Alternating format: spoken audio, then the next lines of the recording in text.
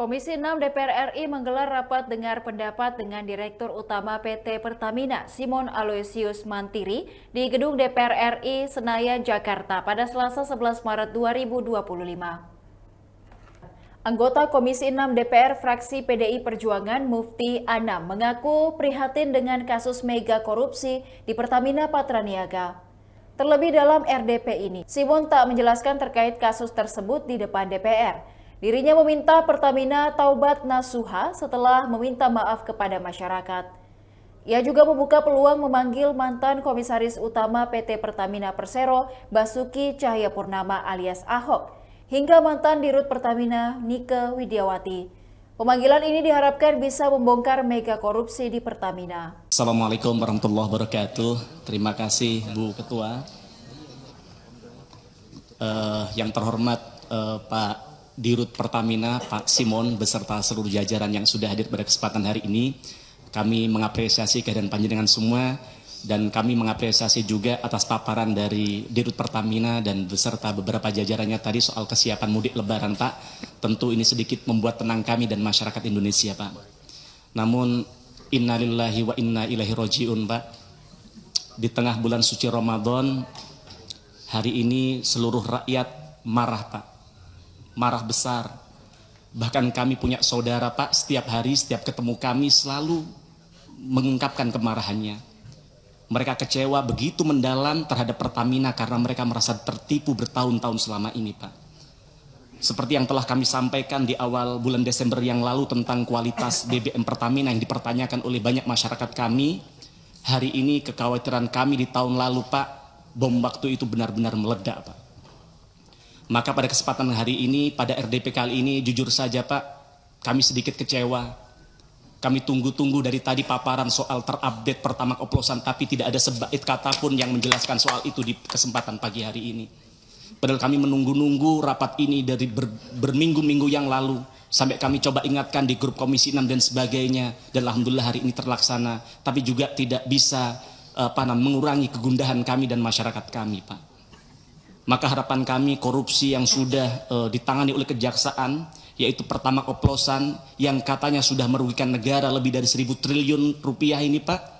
Dan juga bahkan yang kemarin yang terupdate ditemukan juga adanya kontrak oplosan antara Pertamina dengan pihak swasta yang sudah berjalan sejak tahun 2017. Maka saya berharap ada penjelasan sejelas-jelasnya, Pak, nanti di akhir sesi ini, Pak. Karena jika benar, maka ini adalah orkestrasi kejahatan totalitas yang masif dan terstruktur, Pak.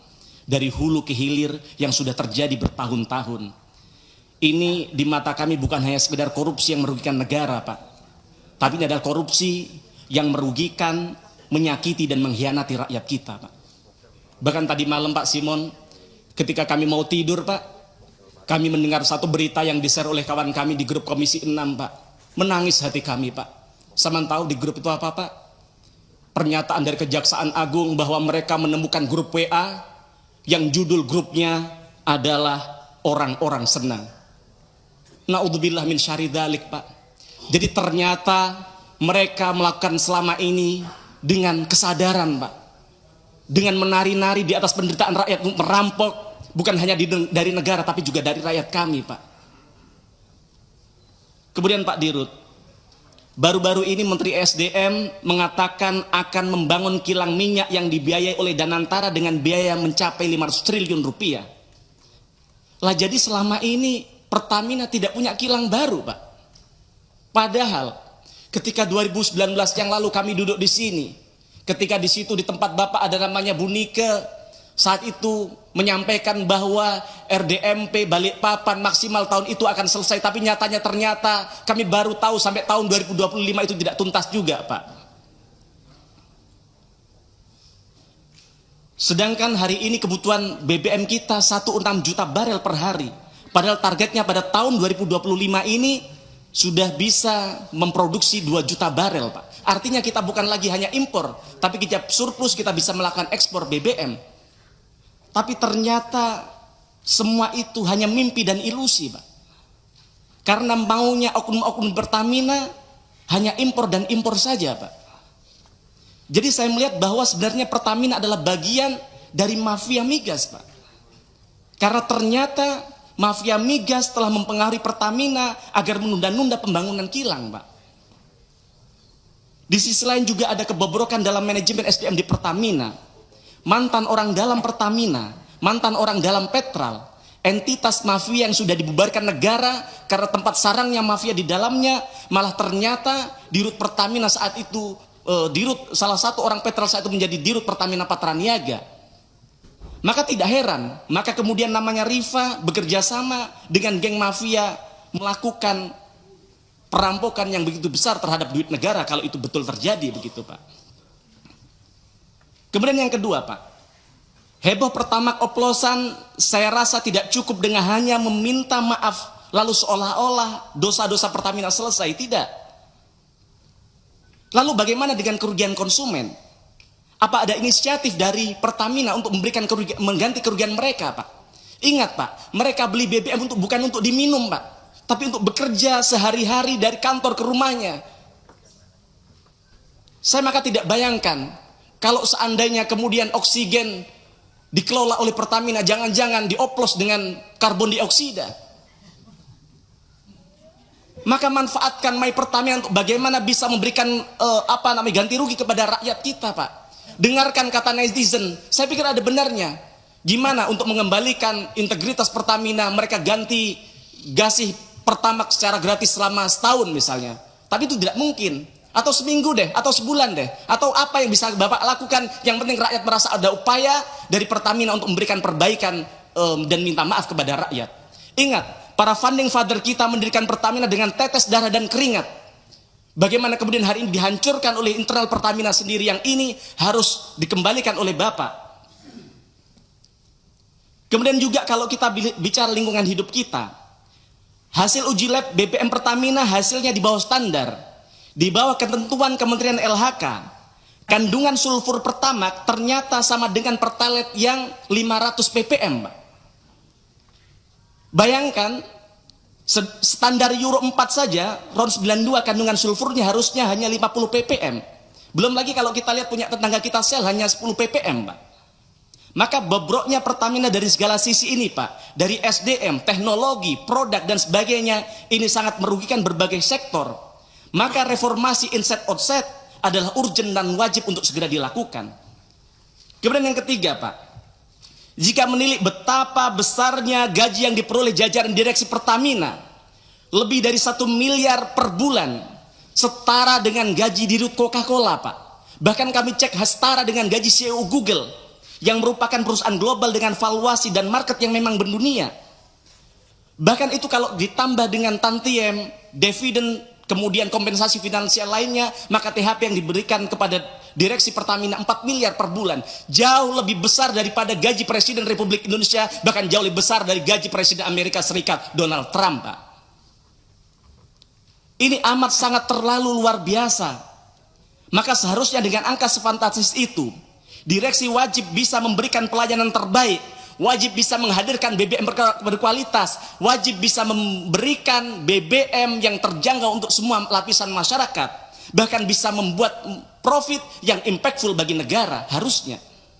Tapi nyatanya apa? Malah merugikan negara dan melukai rakyat kita hari ini. Bahkan kalau kita lihat di laporan keuangan anak usaha Pertamina, yaitu Pertamina Patraniaga, kompensasi bagi manajemen kunci termasuk direksi dan komisaris mencapai 19,1 juta US dollar atau setara dengan 312 miliar. Bayangkan, duit sebanyak itu kalau dipakai untuk MBG misalnya, bisa memberikan makan kepada 31 juta anak kita, Pak.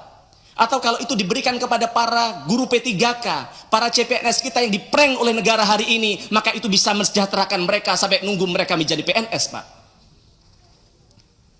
Bukan bermaksud bagaimana, hanya mereminder, Pak. With great power comes great responsibility. Maka evaluasi manajemen beserta remunerasinya di BUMN ini sangat-sangat urgent untuk segera dilakukan. Kemudian yang keempat, Pak Dirut, karena itu saya mengusulkan kepada pimpinan DPR RI, kepada pimpinan Komisi 6, untuk bagaimana segera dibentuk panja BBM Pertamina. Karena jangan berhenti pada pion-pion yang sudah terjerumus ini, Pak. Jangan kemudian ini keluar dari mulut singa masuk ke kandang macan, Pak. Tetapi ini kesempatan untuk membersihkan Pertamina secara menyeluruh. Maka nanti kasihan juga kepada Danantara ketika mereka harus memikul beban berat. Karena ternyata Pertamina sebagai BUMN terbesar ternyata boncos dan gembos, Pak. Maka melalui Pansus BBM ini kita bisa panggil mantan direksi Pertamina Pak Ahok, yang beliau juga mengkonfirmasi bahwa kalau diundang di tempat ini beliau akan hadir. Kita akan undang mantan komisaris. Begitu juga mantan dirut Pertamina Bu Nike. Begitu juga mantan dirut-dirut di era ketika dulu Petrol dibubarkan misalnya, Pak. Kita juga bisa memanggil produsen booster ron BBM. Jangan-jangan memang Pertamax adalah Pertalite yang diberikan booster. Maka di kesempatan ini juga saya membantah pernyataan PLT Dirut Pertamina Patraniaga ketika rapat dengan Komisi 12. Beliau menyatakan bahwa tidak ada aditif yang bisa menambah RON.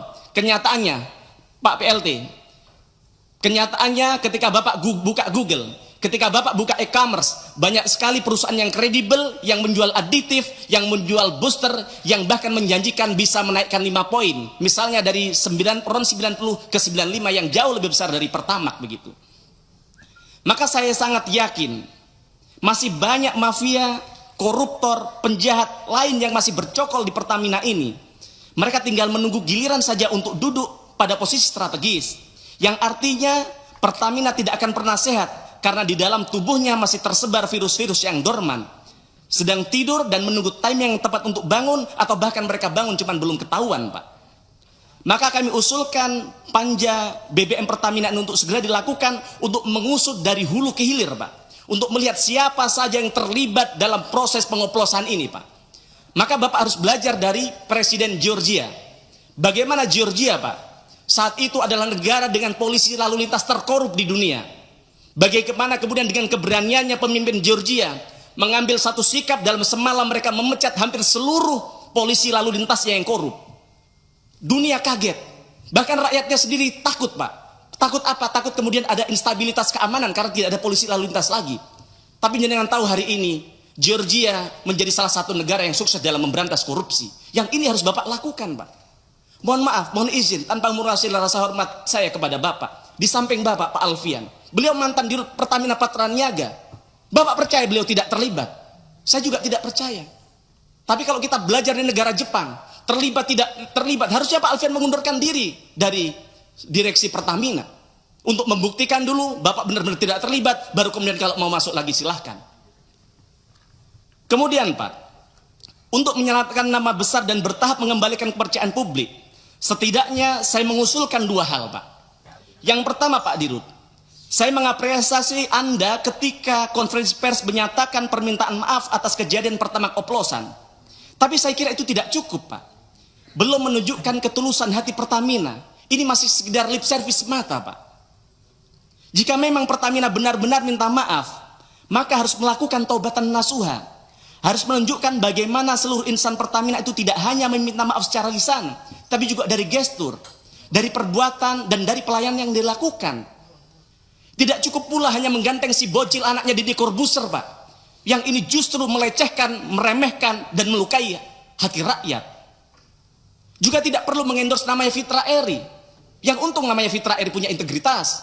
Karena dia tidak yakin ini tidak benar-benar terjadi, maka dia tidak mau melakukan. Tidak perlu juga bayar-bayar buzzer, Pak. Daripada anggaran Pertamina untuk bayar buzzer, untuk mengendorse anaknya Deddy Corbuzier, lebih baik uangnya untuk mengembalikan kerugian rakyat yang sudah mereka alami, Pak. Saya melihat perilaku insan Pertamina pasca dirut minta maaf ya sama saja. Contohnya, itu Bu Korsek Pertamina Patraniaga. Kami menyampaikan sesuatu secara resmi bahwa kami akan melakukan sidak fraksi PDI Perjuangan, tapi ada balasan dari beliau. Tidak ada. Mas Mufti, Iya, aspirasi dari teman-teman sudah terlalu panjang. Sudah terlalu panjang ya, siap. Nggih. Nggih. Sebentar, Bu, Saya sedikit mengingatkan. lagi, tinggal Monggo, 2 lagi. monggo, Nggih. dituntaskan. Oke, sebentar. Ya, sebentar. Nggih. Sampai mana tadi? Nah, jadi maksud kami ada, Pak, harus ada permintaan maaf secara konkret kepada masyarakat. Yang kedua, Pak, tadi Bapak sampaikan bahwa Ramadan sudah dekat, mudik Lebaran sudah dekat, begitu. Maka harapan kami Pertalite jumlah stoknya harus ditambah, karena kita tidak tahu apakah masyarakat kepercayaan terhadap Pertamax sudah pulih. Karena kalau tidak mereka akan menganggap bahwa Pertamax hanya Pertalite yang tidak antri. Maka jangan sampai kemudian nanti di lapangan mereka rela antri yang kemudian stok Pertalite akhirnya habis begitu. Kemudian selanjutnya Pak, saya minta komitmen dari Pak Dirut berani dan mau tidak untuk input semua pengadaan di e-katalog LKPP Pak. Karena kalau tidak ya seperti kata saya tadi, ini hanya keluar dari mulut macan masuk ke kandang buaya. Demikian Tribun Timur Hot News kali ini. Saksikan berita menarik lainnya hanya di kanal YouTube dan Facebook Tribun Timur. Download Tribun X sekarang. Menghadirkan lokal menjadi Indonesia.